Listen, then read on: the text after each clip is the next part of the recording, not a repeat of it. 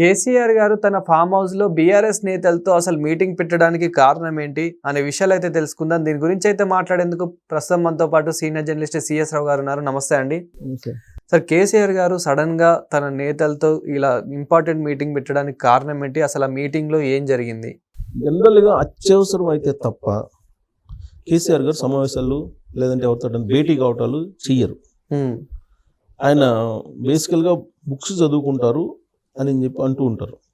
ఆయన గురించి తెలిసినటువంటి వాళ్ళు ఎక్కువగా ఎవరితోటి పెద్దగా మాట్లాడరు అని అంటుంటారు. నాకున్నటువంటి అనుభవం ప్రకారం ఆయనతోటి నేను కూడా ఢిల్లీలో పనిచేసినప్పుడు ఆయన ఢిల్లీ వచ్చినప్పుడు మమ్మల్ని పిలిచేవాళ్ళు, మేము వెళ్ళేవాళ్ళం. కాబట్టి ఆయన కూర్చుంటారు, కూర్చొని చేతితో సిగరెట్ అలా ఉంటుంది, రకరకాల వాళ్ళు వస్తుంటారు, జర్నలిస్టులు, తర్వాత పొలిటీషియన్స్, అలాగే వివిధ రంగాల్లో ఉండే నిపుణులు, వాళ్ళందరూ వస్తుంటారు. లైక్ మైండెడ్ పీపుల్ అందరినీ పిలుస్తుంటారు. ఆయన వీళ్ళందరూ మాట్లాడుకుంటూ ఉంటే వింటూ ఉంటారు. ఒక ఇష్యూని చెప్తారు, రావు గారు ఇది ఇలా చేస్తే ఎలా ఉంటుంది అని అంటారు, అక్కడ మొదలు పెడతారు. దాని మీద ఇక అలా కాదు ఇలా కాదని వీళ్ళందరూ గ్రూప్ డిస్కషన్ చేసుకుంటూ ఉంటారు. ఆయన వింటూ ఉంటారు, మధ్య మధ్యలో ఏదన్నా చెప్తూ ఉంటారు. ఆయనకి వినడం అనేది ఎక్కువ అలవాటు ఉంది. జనరల్గా బయట డయాసుల మీద అయితే మాట్లాడతారు, కానీ జనరల్గా వింటారు, బాగా వింటారు. ఆయన అందరూ చాలామంది కాంగ్రెస్ పార్టీ వాళ్ళు ఏం చెప్తుంటారంటే తాగుతారు అది ఇది అని అంటుంటారు కదా, రకరకాలుగా విమర్శలు చేస్తుంటారు ఆయన మీద, తాగుబోతాడు అన్నట్టుగా మాడుతుంటారు కదా, అంటే డైలీ 90 ఎందుకు పండాడు అని చెప్పేసి రకరకాల మాట్లాడుతుంటారు కదా, మనం విన్నాం. అది నిజం కాదు. అది అంటే తాగరని నేను చెప్పట్లా, ఓకే తాగుతారు, కానీ చాలా లిమిట్గా ఆయన తాగుతారు. మిగతా వాళ్ళు ఎవరైతే వస్తారో వాళ్ళకి తినడానికి కానీ తాగడానికి కానీ సఫిషియెంట్గా సప్లై అవుతుంది అక్కడ. ఓకే, ఒక పండగ వాతావరణంగా మారిపోతుంది, ఒక పండగ వాతావరణంలాగా ఉంటుంది. ఈయన మాత్రం చాలా లిమిట్గా తాగుతారు. చాలా జస్ట్ నాకు తెలిసి ఒక అవున్స్ అలా ఉంటుందేమో, చిన్న చాలా తక్కువ తీసుకుంటారు. ఆ తక్కువనే దాదాపు ఒక 5-6 గంటలు ఆ తక్కువ దాన్ని అలా పెట్టుకుని ఊరికి అలా సిగరెట్ మాత్రం చేతిలో ఉంటుంది. సబ్జెక్ట్ మీద బాగా కాన్సన్ట్రేషన్ చేస్తారు ఆయన. నాకున్న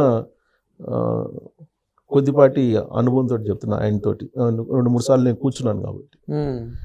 సో కాబట్టి ఆయన అత్యవసర మీటింగ్లు పెట్టారంటే డెఫినెట్గా ఏదో ఒక అంశం ఉంటుంది. అంశం లేకుండా పెట్టరు ఊరికే. ఆయన సింగిల్గా ఆయన చదువుకోవడము లేదంటే ఆలోచించడమో చేస్తూ ఉంటారు జనరల్గా. ఆయన ఇప్పుడు మీటింగ్ పెట్టారు ఫామ్ హౌస్లో. ఎవరెవరితో పెట్టారు? కేటీఆర్ గారు, హరీష్ గారు, నాకు తెలిసి జగదీశ్వర్ రెడ్డి గారు కూడా హాజరైనట్టున్నారు. అంటే అత్యంత ఇంపార్టెంట్ పర్సన్స్ తోటి ఆయన మీట్ అయ్యారు. వాళ్ళు తక్కువ సమయమా? కాదు, ఉదయం నుంచి రాత్రి దాకా సమావేశం అయ్యారు వాళ్ళతోటి. మరి ఉదయం నుంచి రాత్రి దాకా అంటే ఎంత టైం? కనీసం 10-15 గంటలు ఉండి ఉంటారు కదా. ఏం మాట్లాడుకొని ఉంటారు అనే దాని మీద వచ్చినటువంటి ఇన్ఫర్మేషన్ ఏంటి? కాంగ్రెస్ పార్టీ ప్రజా వ్యతిరేక విధానాల మీద ఎప్పటికప్పుడు సోషల్ మీడియాలో న్యూస్ వచ్చేలాగా చూడండి అనేది ఒకటేదో బయటకు వచ్చింది. రెండేంటి, బనకచర్ల ప్రాజెక్ట్ మీద సుప్రీంకోర్టులో పిటిషన్ వేయాలి అనేటువంటిది, ఢిల్లీలో మనం పోరాడదాం అనేటువంటిది ఏదో డెసిషన్ తీసుకున్నారనేది వచ్చింది. సో ఈ రెండు మాట్లాడటానికి అంత టైం తీసుకోవాల్సిన అవసరం లేదు యాక్చువల్గా. సరే, ఈ రెండు మాట్లాడుకుని ఉండొచ్చు, దాంట్లో మనం కాదనేది ఏం లేదు. ఈ రెండు ఖచ్చితంగా మాట్లాడుకుని ఉంటారు ఆ ఇష్యూస్ కాబట్టి. కాబట్టి వీటికంటే ఏదో సీరియస్ ఇష్యూ ఉండాలి. లేదంటే అంతసేపు ఆయన అత్యంత కీలకమైనటువంటి నేతలతోటి, బీఆర్ఎస్ పార్టీ నేతలతోటి ఆయన అంతసేపు మాట్లాడారంటే ఏంటి అని అంటే, వాళ్ళు చెప్పకపోయినప్పటికీ ఆయన సమావేశమైనటువంటి సందర్భము, టైము, జరిగినటువంటి పరిణామాలు బయట, వీటన్నిటిని మనం ఒకచోట చేర్చి చూస్తే కనుక, ఆయన సమావేశం ఏర్పాటు చేసిన టైంలో ఆంధ్రప్రదేశ్కి సంబంధించినటువంటి సిట్ అధికారులు హైదరాబాద్కు వచ్చారు. హైదరాబాద్కు వచ్చి సులోచన ఫామ్ హౌస్ దాంతోపాటు హైదరాబాద్లోని మరికొన్ని ప్రాంతాల్లో తనిఖీలు చేశారు. తనిఖీలు చేసి పెద్ద ఎత్తున డంప్స్ని బయటికి తీశారు, డంపుల్ని బయటికి తీశారు. ఇప్పుడు పెద్ద పెద్ద ప్యాకెట్స్లో డబ్బుని 500 రూపాయల నోట్ల కట్టలను పేర్చి ఉంచేటువంటి వాటిని బయటికి తీశారు. వీటితో పాటు ఇవాళ కూడా అంటే బుధవారం, మంగళవారం రోజు జరిగింది, బుధవారం కూడా కొన్ని ప్రాంతాల్లో హైదరాబాద్లో తనిఖీలు చేస్తున్నారు. వరుణ్ అనే అతను ఈ లిక్కర్ స్కామ్లో ఒక అతను దుబాయ్ నుంచి వచ్చిన అతను ఇచ్చిన ఇన్ఫర్మేషన్ ప్రకారం ఈ తనిఖీలు స్టార్ట్ అయ్యాయి. అతను ఇంకా ఇచ్చిన ఇన్ఫర్మేషన్ ఇప్పుడు రాజ్ కసిరెడ్డి కానీ, వాసుదేవ్ రెడ్డి కానీ, లేదంటే ఇప్పుడు వరుణ్ కానీ, ఇంకొక అతను చాణక్య అని ఉన్నాడు, అతను దుబాయ్లో ఉన్నాడు, అది ఇంకా రాలా. వీళ్ళందరూ వచ్చిన తర్వాత వాళ్ళు ఇచ్చేటువంటి ఇన్ఫర్మేషన్ బేస్ చేసుకుని ఎక్కడెక్కడ ఈ డబ్బు దాచారు అనేది బయటకు వస్తుంది. ఈ డబ్బు ఎప్పుడు దాచారు ఇదంతా అంటే 2024 ఎన్నికలకు ముందే ఇదంతా జరిగి ఉండొచ్చు. ఎందుకంటే ప్రభుత్వాలు మారిన తర్వాత ఇంత డబ్బుని తరలించి ఫామ్ హౌస్లో దాచేటువంటి అవకాశాలు ఉండవు, నిఘా ఉంటుంది కాబట్టి ఈజీగా పట్టేస్తారు పోలీసులు. అప్పుడు వైఎస్ఆర్ కాంగ్రెస్ పార్టీ ఆంధ్రప్రదేశ్లో అధికారంలో ఉంది, ఇక్కడ బీఆర్ఎస్ పార్టీ అధికారంలో ఉంది 2023 ప్రాంతంలో, అంతే కదా. 2023 అక్కడేమో జగన్మోహన్ రెడ్డి గారు ముఖ్యమంత్రిగా ఉన్నారు. 2023 అసెంబ్లీ ఎన్నికల సందర్భంగా చెవిరెడ్డి భాస్కర్ రెడ్డి గారు, పెద్దిరెడ్డి రామచంద్రారెడ్డి గారు ఇద్దరు బీఆర్ఎస్ పార్టీని గెలిపించడానికి హైదరాబాద్ సెంట్రల్ యూనివర్సిటీ పక్కన ఒక గెస్ట్ హౌస్లో మొత్తం సర్వేలతో సహా డబ్బు పంపిణీ చేయడానికి వచ్చారు అనేది అప్పుడు వచ్చినటువంటి న్యూస్.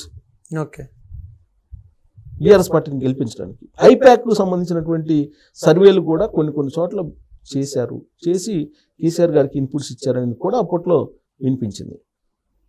అంటే ఈ రెండు పార్టీలు ఇచ్చిపుచ్చుకునేటువంటి ధోరణిలో ఆర్థికంగా కానీ రాజకీయంగా కానీ వాళ్ళు ఇచ్చిపుచ్చుకునే ధోరణిలో వెళ్తూ ఉన్నాయనేది క్లియర్. అప్పట్లో అక్కడ ఉండేటువంటి లిక్కర్ స్కామ్కు సంబంధించిన డబ్బు అంతా హైదరాబాద్కు తరలింది. ఈ హైదరాబాద్కు తరలిన డబ్బుని ఎక్కడెక్కడ ఏ పాకెట్స్లో పెట్టారు హైదరాబాద్లో. ఓకే, దీని మీద ఇప్పుడు చర్చ చేస్తున్నారు గూగుల్ టేక్అవుట్ ద్వారా. అంటే ఇది అంతే ఇప్పుడు బీఆర్ఎస్ పార్టీకి తెలిసే అంటారా? అంటే ఎక్కడెక్కడ పెట్టారు, ఎంతెంత డబ్బు ఉందని చెప్పేసి తెలిసే అంటే తెలియకుండా జరుగుతుందా అనేది క్వశ్చన్ వస్తుంది. ఎందుకు చేమ చిట్టుకోమన్నా కానీ ప్రతిదీ తెలిసిపోతుంది అప్పుడు, ఫోన్ ట్యాపింగ్లు ఉన్నాయి కాబట్టి. మరి అంత పెద్ద ఎత్తున ఫోన్ ట్యాపింగ్లు ఉన్నప్పుడు ఇంత పెద్ద డబ్బు నీకు లారీల్లో తరలించి, కంటైనర్లో తరలించి ఆయా ఫామ్ హౌస్లో దాస్తూ ఉంటే ఆ రోజు ఉన్నటువంటి ప్రభుత్వానికి తెలీదా? తెలుసుకోలేనటువంటి ఇంటెలిజెన్సా అంటే ఖచ్చితంగా కాదు. చీమ చిట్టుకుమన్న తెలంగాణలో తెలిసిపోయేటువంటి నెట్వర్క్ ఉంది కేసీఆర్ గారికి. అప్పట్లో తెలిసే జరిగి ఉంటుంది అనడానికి ఫోన్ ట్యాపింగ్ని మనం ఉదాహరణగా తీసుకోవచ్చు. సో కాబట్టి తెలిసే జరిగి ఉంటుందని భావించడంలో తప్పు లేకపోవచ్చు. పైగా ఆంధ్రప్రదేశ్లో 2024 జరిగిన అసెంబ్లీ ఎన్నికలకు హైదరాబాద్ నుంచి డబ్బు వెళ్ళింది. హైదరాబాద్ నుంచి డబ్బు ఆల్రెడీ విడతల వారీగా తరలించారు, ముందుగానే ప్లాన్డ్గా తరలించారు. అక్కడికి తరలిస్తూ పట్టుబడ్డారు కదా చెవిరెడ్డి భాస్కర్ రెడ్డి లాంటి వాళ్ళు.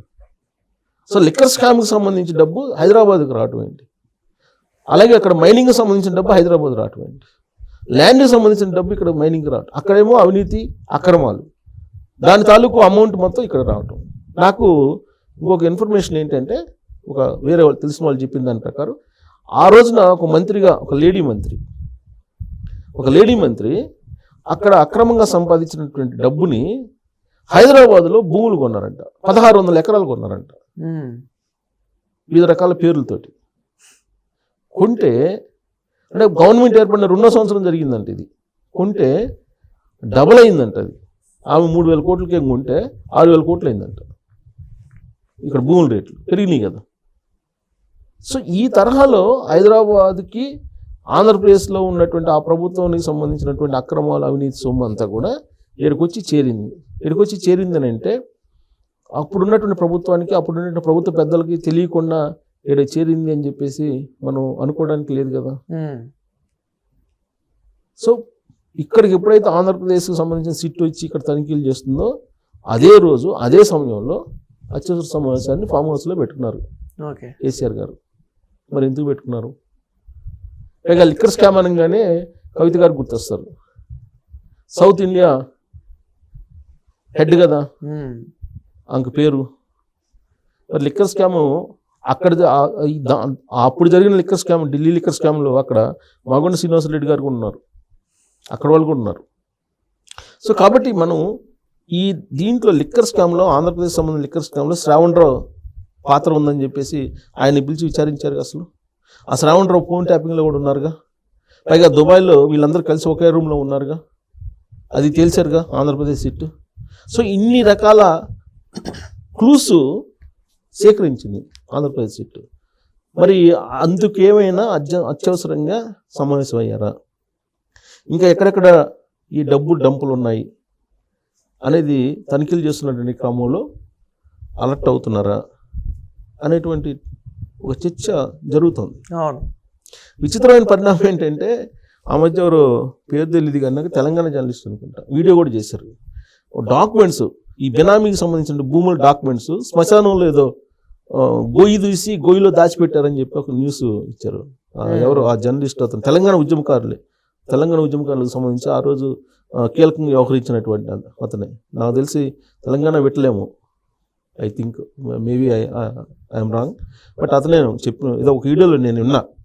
శ్మశానంలో ఈ బెనామీ పేర్లతోటి కొనుగోలు చేసినటువంటి భూముల డాక్యుమెంట్స్ని పూడ్చిపెట్టారంట అక్కడ, సినిమాలో లాగా.